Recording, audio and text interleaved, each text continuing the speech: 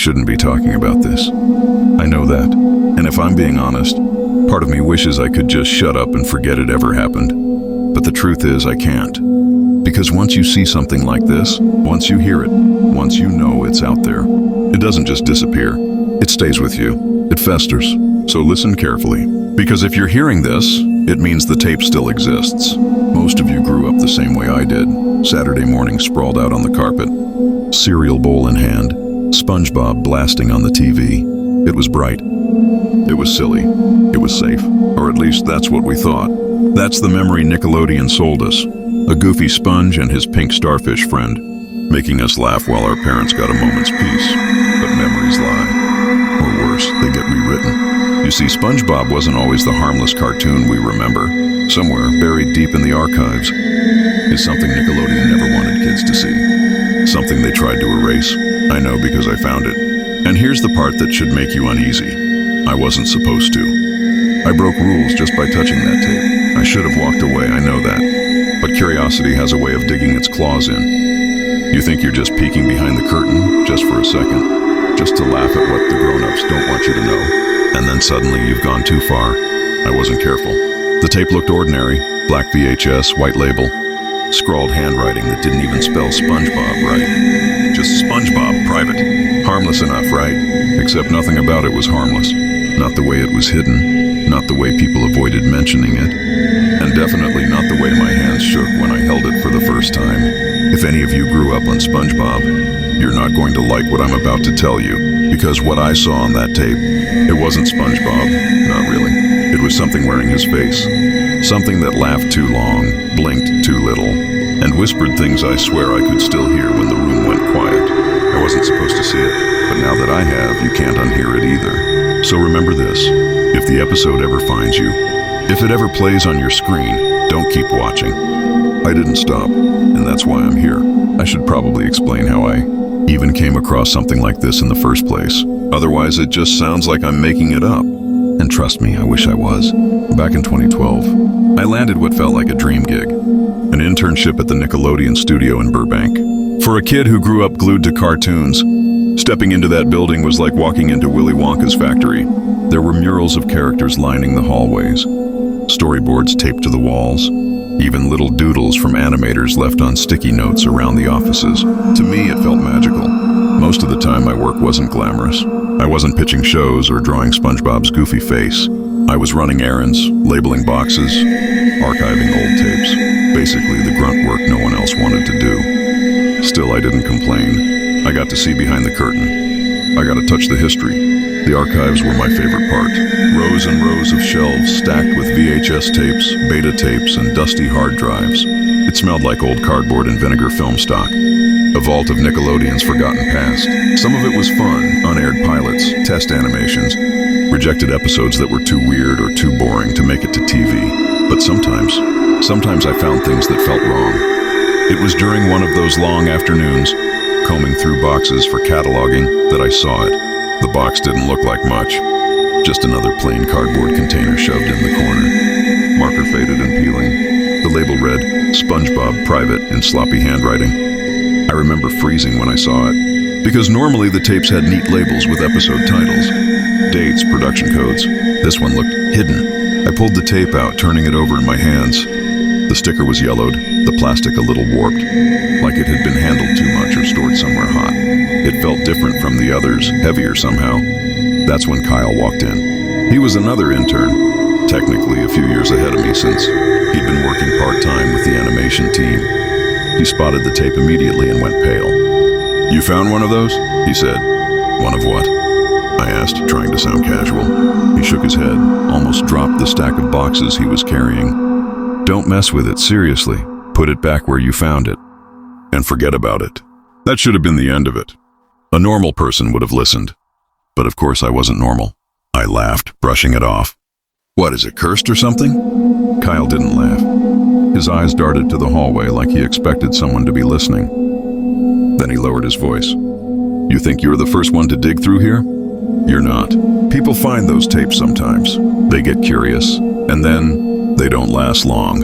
"What do you mean?" I pressed. He just shook his head again, jaw tightening. "I'm serious, forget it. Some things weren't meant to be archived, and that's one of them. Then he grabbed his boxes and left without another word. I should have stopped right there. I should have dropped the tape back into that dusty box and never thought about it again. But the thing about forbidden knowledge is, once you know it's there, it gnaws at you. You can't resist. So I kept the tape. I told myself it was harmless. Just an old SpongeBob episode, maybe a pilot, maybe something unfinished. But deep down I knew better. Because Kyle was right. I wasn't the first to stumble across it. And if what he said was true, maybe I wouldn't be the last either. But curiosity won when I finally decided to play the tape. I told myself it was just curiosity, nothing more. I dug out an old VCR from the archive storage, one of those bulky, gray machines with buttons that stick, and hooked it up to the break room TV. Nobody else was around. Just me, the humming fluorescent lights, and the faint buzz of the VCR warming up. I slid the tape in. It clunked, whirred, and then there he was. SpongeBob SquarePants bouncing across the screen, bright yellow and smiling like he always had. The familiar ukulele strums, the cheery, "Are you ready, kids?" The kind of sound that instantly drags you back to being 10 years old, sprawled on the carpet with your chin in your hands, waiting to laugh. For a moment I relaxed. Maybe it was nothing. Maybe Kyle had just been messing with me, trying to spook the new intern. It felt normal. The episode began in classic form. SpongeBob in his pineapple house, humming as he flipped Krabby Patties in his kitchen. He wasn't even at the Krusty Krab yet. He was practicing at home, setting up a little grill station in the middle of his living room. The absurdity made me grin. He burned one patty so badly it shattered into dust, then cheerfully swept the ashes under his rug. Classic SpongeBob humor, nonsense, harmless. But then I noticed the first thing. The colors were just a little off. Not enough to scream wrong, but enough that it nagged at me. SpongeBob's yellow looked muted, like someone had drained the saturation. The ocean blue background seemed darker, almost navy. At first, I chalked it up to the tape's age. VHS recordings always degrade over time. I tried to laugh it off. What, am I spooked by a bad color filter now? I muttered. The story kept going. Patrick knocked on SpongeBob's door, holding a net, ready for jellyfishing. Their dialogue was normal, dumb jokes, big grins. They walked through Bikini Bottom, greeting neighbors, even Squidward. It could have been any episode from the early seasons, except SpongeBob didn't blink. That's the part I remember most clearly. His huge eyes just stared, wide, unblinking, through the whole exchange. You'd think I wouldn't notice something that small. But it's the kind of detail that starts to itch at the back of your brain once you catch it. Still, I forced myself to keep watching. Maybe it was an unfinished test animation, I told myself. That would explain it. Maybe this was never meant for broadcast, just rough footage. Then came the audio skip. It happened when SpongeBob laughed, his signature high-pitched giggle. It hit my ears, cheerful as always, then stuttered. Like a scratched CD, it looped for a fraction of a second before continuing. I leaned forward, frowning. "Okay," I said out loud. "This is just an old tape glitch. Nothing paranormal here." But the sound quality didn't improve. Every line of dialogue after that had a faint crackle, like static under the words. And I swear, under that static, I could hear something else. A low hum, steady, almost like breathing. Patrick waved goodbye and waddled off screen. SpongeBob stood alone in the street. And then he didn't move. Not for a second. He just froze there. Smile plastered on his face, eyes wide, the background silent, except for that faint hum beneath the static. 10 seconds passed. 15. Way too long for a cartoon to just stop. I felt myself leaning closer to the screen. Finally, SpongeBob turned and walked back home. No music, no laugh track, just his squeaky footsteps on the sand. And then, as if nothing weird had happened, the episode picked up again. SpongeBob, cleaning dishes in his kitchen while humming. Back to normal. I let out a breath I hadn't realized I was holding. Maybe it really was just an unaired pilot. Animators often tested weird timing or unfinished shots. That could explain the frozen scene, the missing audio, the darker colors. I could justify all of it, almost all of it. Because as SpongeBob hummed, I noticed his mouth wasn't moving in sync. His lips, or whatever you'd call them, didn't match the sound. It was like someone had dubbed another voice over him. I replayed the scene 3 times, squinting at the grainy footage. The humming didn't line up. And the longer I watched, the more it hit me. It wasn't just any tune. It was A Sailor Went to Sea. You know, that old clapping game song kids sing, only slower, drawn out, almost mournful. I paused the tape. For a long time I sat there, staring at SpongeBob's frozen face on the screen, the static buzzing faintly from the TV speakers. My brain kept reaching for an explanation, something simple and logical. A bad dub, a recycled sound clip, maybe even a prank animation some intern slipped through the cracks. I wanted so badly to believe that. But deep down I already knew I was wrong. This wasn't a pilot. This wasn't a test reel. I should have stopped right there. I didn't. I should have stopped there. That would have been the smart move. Turn off the TV, eject the tape, shove it back into that dusty box, and never think about it again. But of course I didn't. I hit play. At first it seemed to return to normal. SpongeBob was back outside, skipping through Bikini Bottom, humming cheerfully. The familiar upbeat music trickled back in, but it sounded warped. The tempo was off, just slightly too slow, the notes dragging in a way that made my skin crawl. The colors had gotten darker too. What should have been a bright sunlit day now looked like dusk. The sky wasn't the warm blue I remembered, but a heavy, washed out gray like storm clouds rolling in. The buildings of Bikini Bottom had shadows that stretched far too long for the time of day. And the laughter. God, the laughter. SpongeBob let out his iconic giggle again, but this time it stretched unnaturally, bending lower, glitching like a corrupted audio file.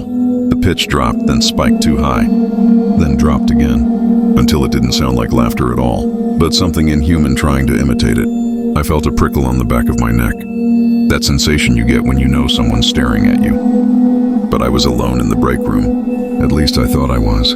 The episode cut to SpongeBob meeting Patrick. Normally, Patrick's wide-eyed stupidity is comforting, even funny.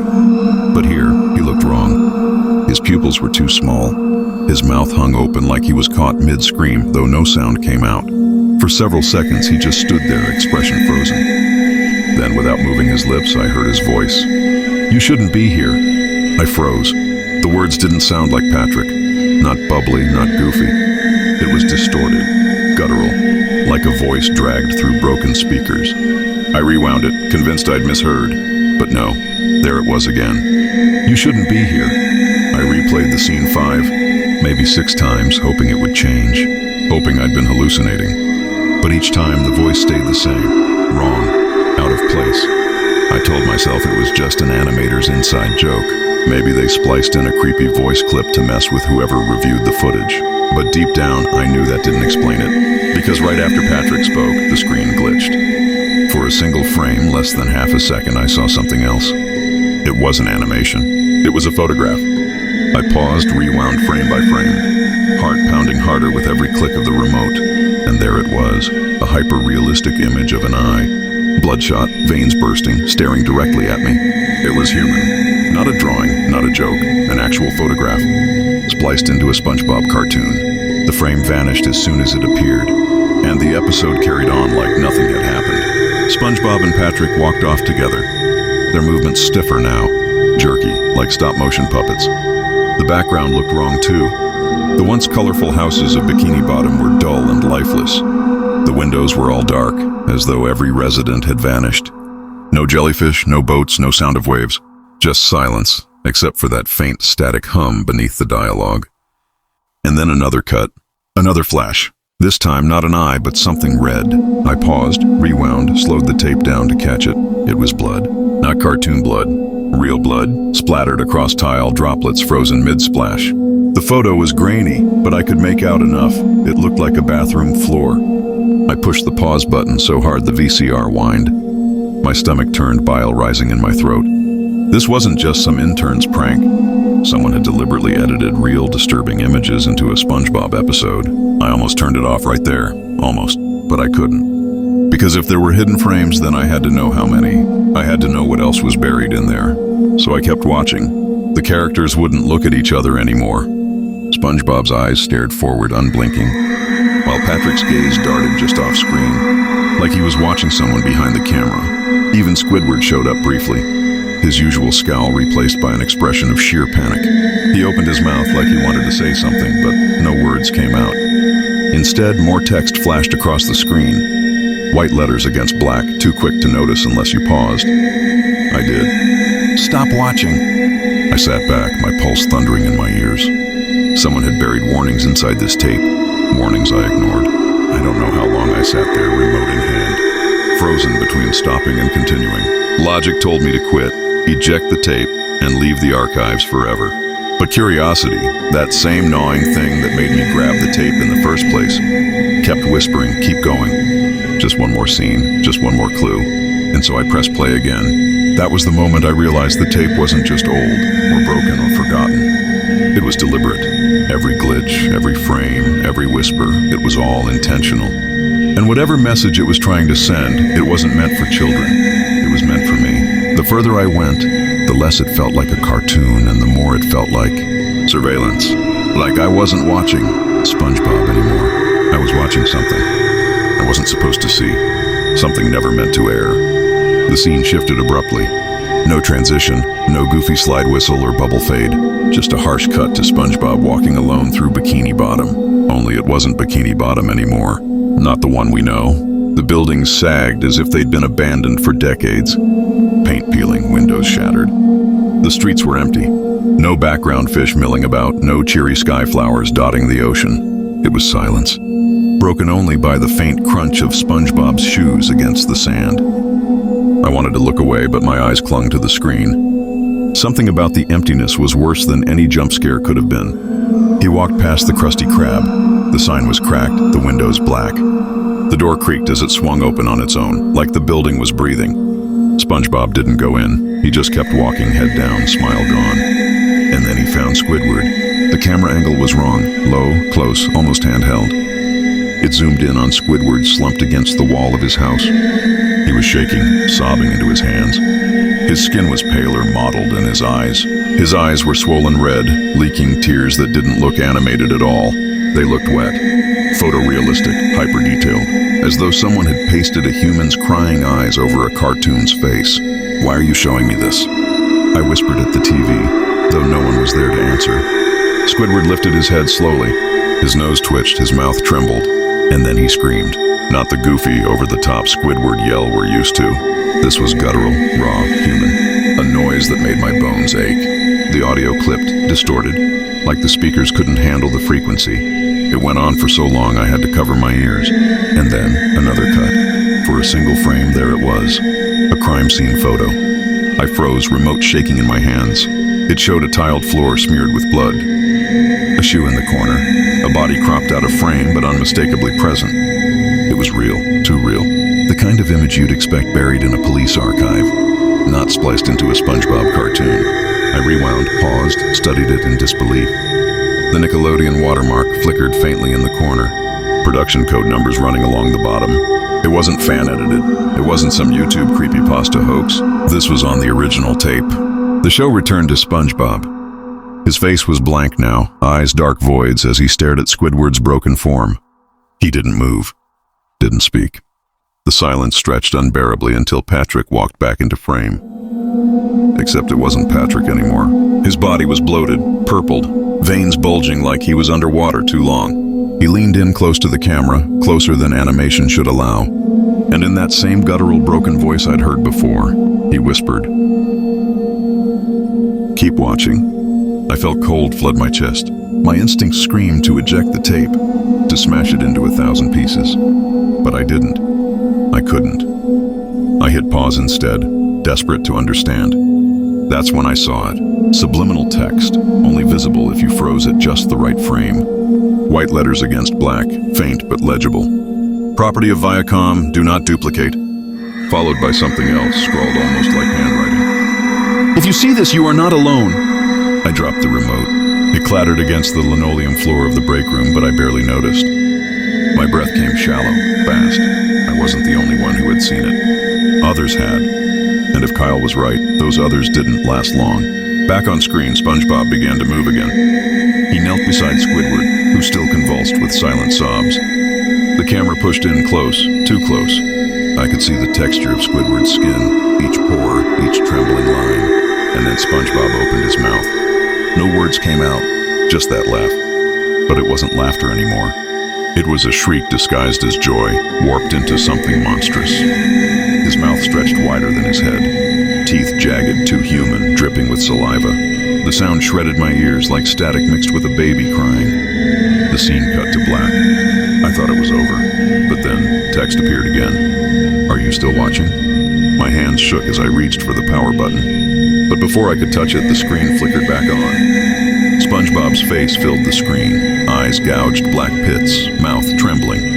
He leaned closer and closer until his nose nearly pressed against the glass. I swear for a moment he blinked, and then whispered clear as day, not distorted this time. You shouldn't have stayed. The screen went black. I sat there in silence, sweat dripping down my forehead, pulse hammering in my throat. Nickelodeon tried to erase this for a reason, and I finally understood why. For hours after the tape ended, I sat in that break room, staring at the dead blue screen of the old CRT, like it might flicker back to life at any second. My chest hurt from holding my breath.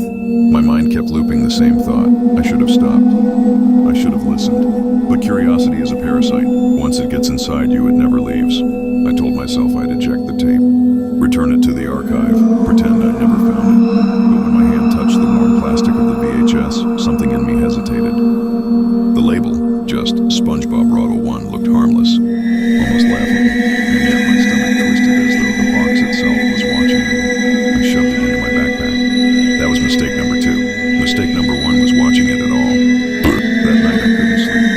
Every time I closed my eyes, I heard Squidward's scream echoing through my skull. Saw Patrick's bloated purple face lean into mine.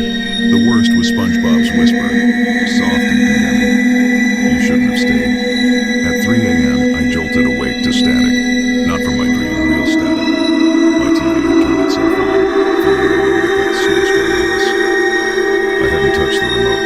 My hands trembled as I got up, yanked the plug from the wall. Silence returned, but it didn't feel like victory. It felt like morning. The next morning I came into the archive pale, red-eyed. Kyle noticed immediately. Jesus, you look like hell. You watched it, didn't you? I froze. What do you mean? He glanced around, lowered his voice. That tape, the one you asked about. Don't play dumb. I swallowed hard. What do you know about it? He leaned in close, for the first time since I'd known him. His usual sarcasm was gone. You're not the first man. They always find it. Someone always thinks they're smarter than the rules. He trailed off, eyes darting toward the rows of shelves stacked with hundreds of forgotten reels. And then what? He didn't answer. He just shook his head. I thought maybe I could prove him wrong. Maybe the tape was just some experimental horror short, slipped into the archives by a rogue animator who thought it was funny. A sick joke, nothing more. But then the dream started. I'd wake drenched in sweat, hearing the muffled laugh track from SpongeBob episodes that didn't exist. I'd see flashes of Bikini Bottom in ruins, Squidward's raw eyes staring at me through the dark. Worse, sometimes the dreams didn't feel like dreams at all. Sometimes I'd wake up standing in my living room, the TV on again, static dancing across the screen. Every time I unplugged it, it found a way to power itself back on. And always in the corner, I swore I saw that faint text. Property of Viacom, do not duplicate.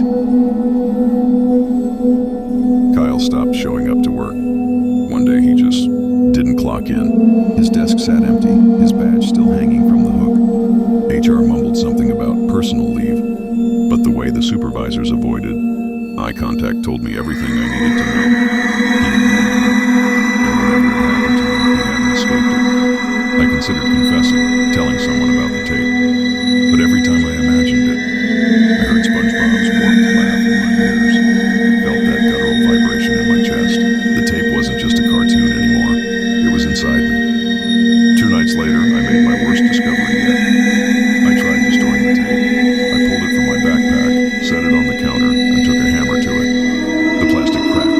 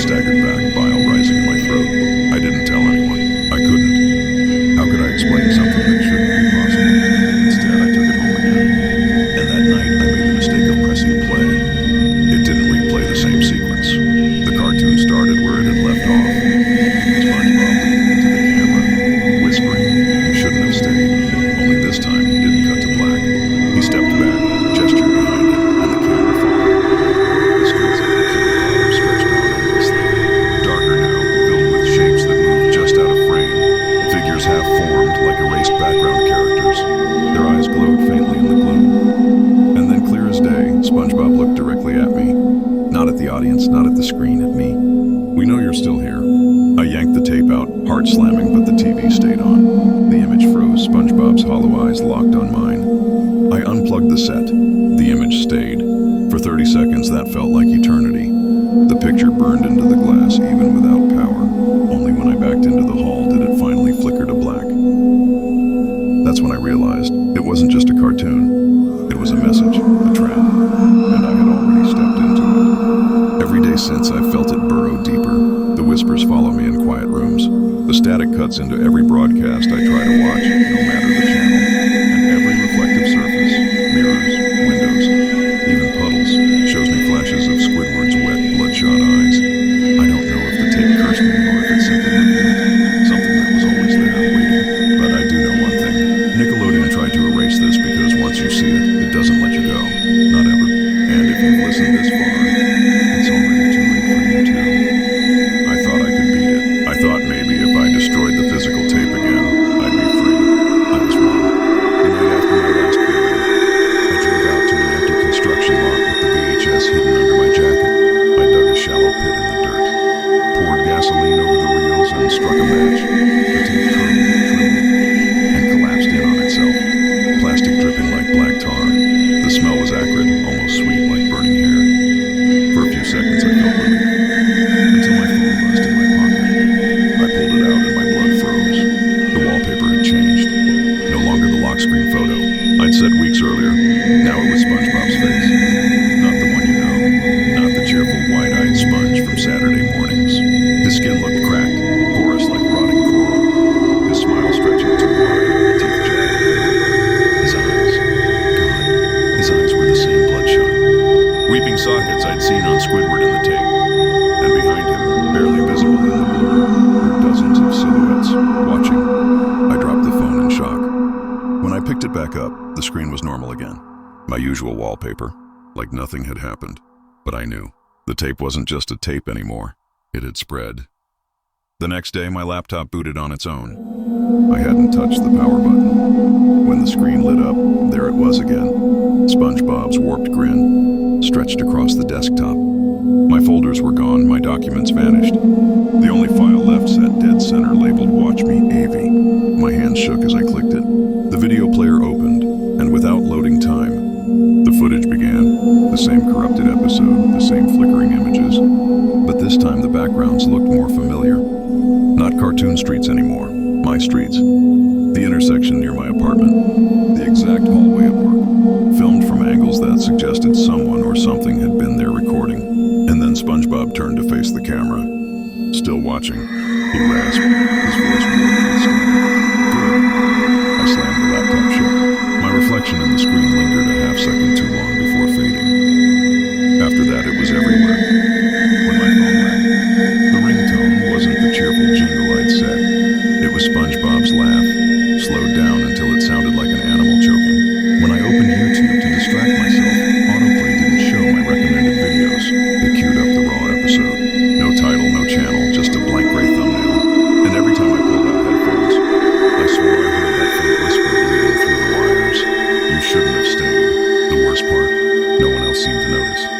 I'd show my phone to a coworker, desperate, begging them to confirm what I saw. But on their screen, everything looked normal. They'd shake their heads, tell me I needed rest. It was isolating me, one screen at a time. I tried smashing my laptop. I tried factory resetting my phone. Nothing worked. The images always came back stronger than before. Finally, I took the remains of the tape, the melted plastic from the pit, the tangled ribbon I thought I'd burned, and locked them in a steel box. I drove 2 hours out of the city, found a bridge, and hurled it into the river. Watched it sink into the black water. When I got home that night, my PC monitor was already on.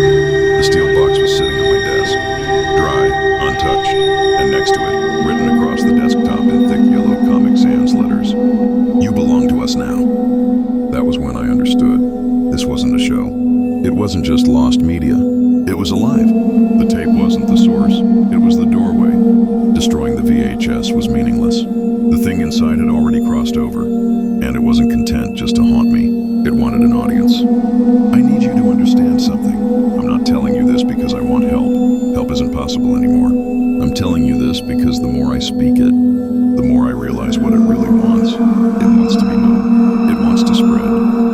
listened this far, if you've followed the story to this point, there's a chance.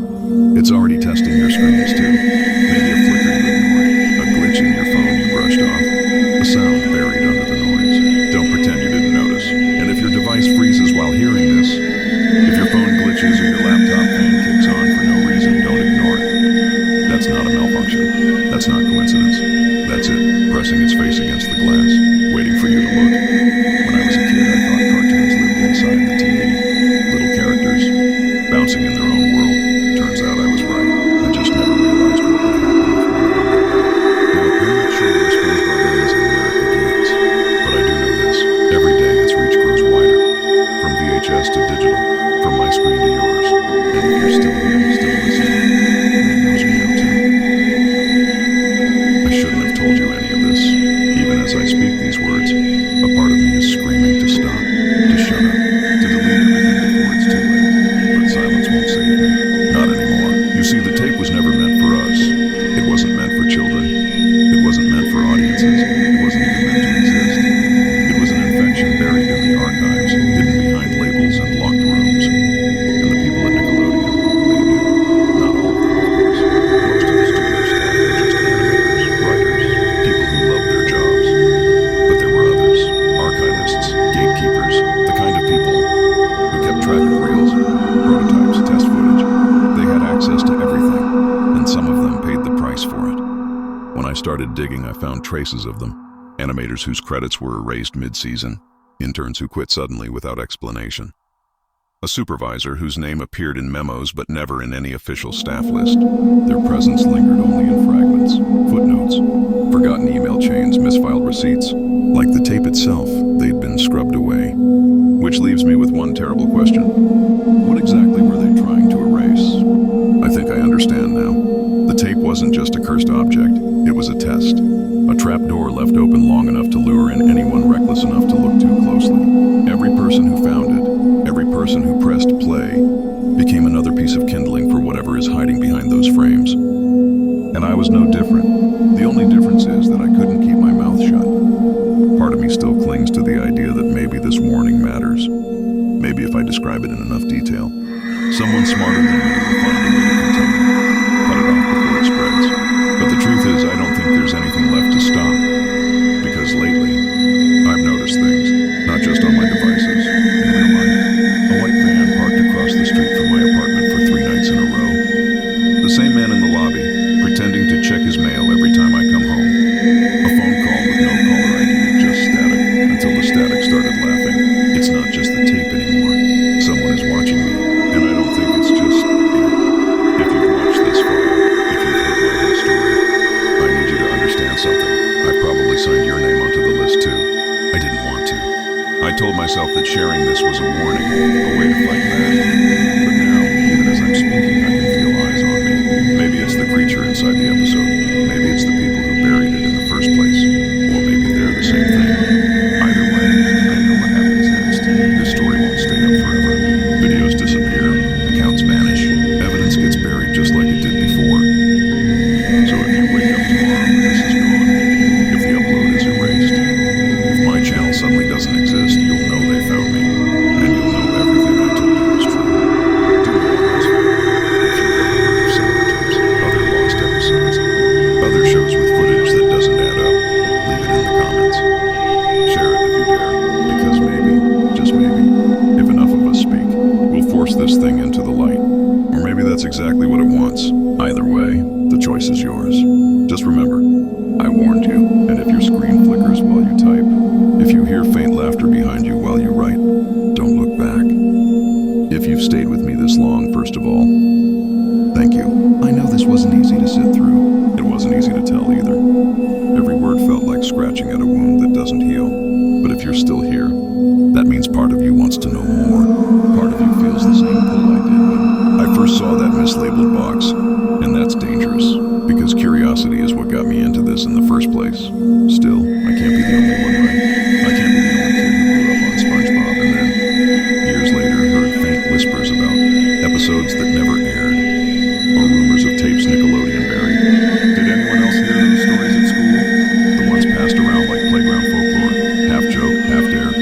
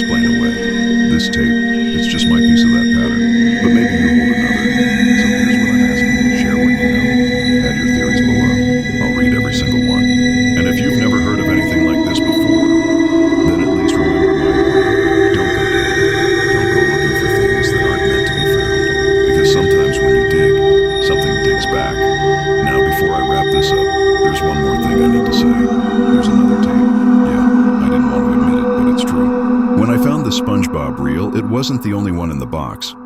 There was another cassette, older, dustier, with no label at all. I've kept it hidden ever since, shoved in the darkest corner of my closet.